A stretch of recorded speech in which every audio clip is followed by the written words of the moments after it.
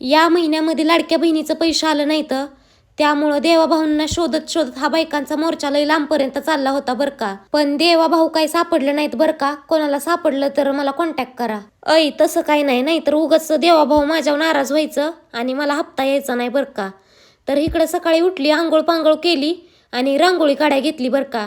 सासरे आल्यानंतर मी पहिल्यांदा आंघोळ, मग बाकीची कामं. रांगोळी लय धार्मिक काढली होती मी.